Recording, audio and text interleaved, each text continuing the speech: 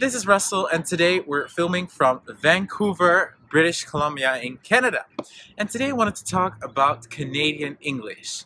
And although Canada has close ties to the US for its proximity and very close ties to the UK for its colonial history, Canadian English is different from the rest and has characteristics that are only found in the English variety from Canada. It can be said that Canadian English is the result of various settlement waves in the New World. During the American Revolution in 1776, 10,000 of United Empire loyalists, so the British that were loyal to the British Crown, fled the newly founded United States. And they found refuge in what was to become Canada. This group settled in a province of Upper Canada, nowadays known as Ontario. And their speech patterns laid the foundation of Canadian English today. As a result, Canadian English has a lot of features of British English, particularly when it comes to spelling.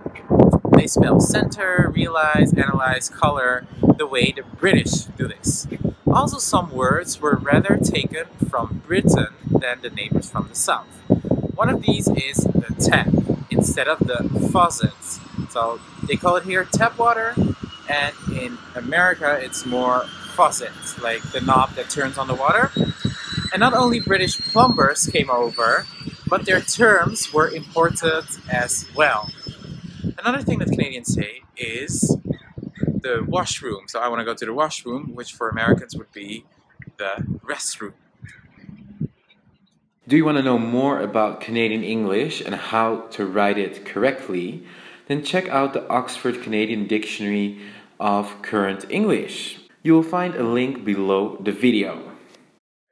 So it's very interesting to note that the English spoken across the West, so from Manitoba, Saskatchewan, Alberta, all the way to British Columbia, is less subject to differences than the East.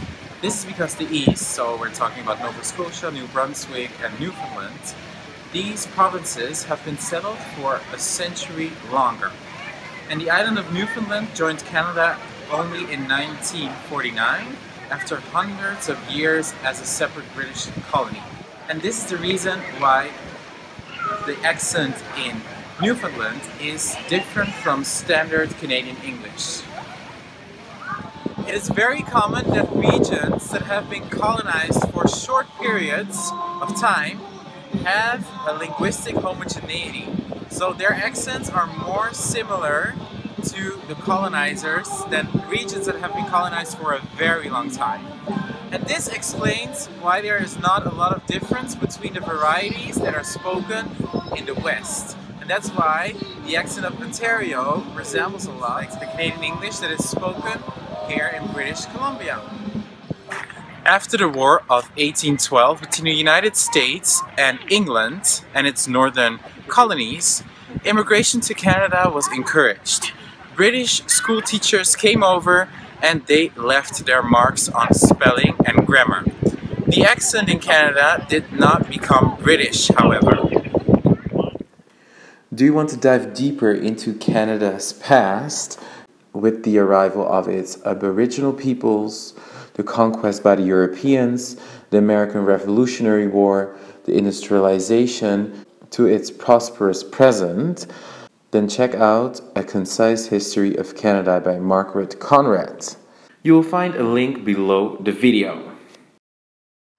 And a last note, Canadians are often thought to be Americans, except that they say a and out and about like oot and a boot.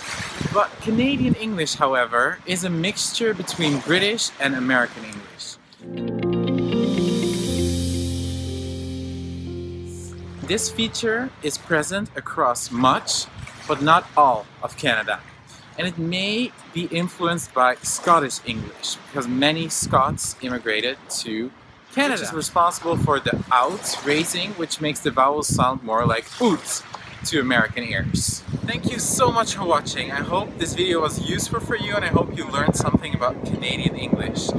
See you next time. Bye bye from Vancouver.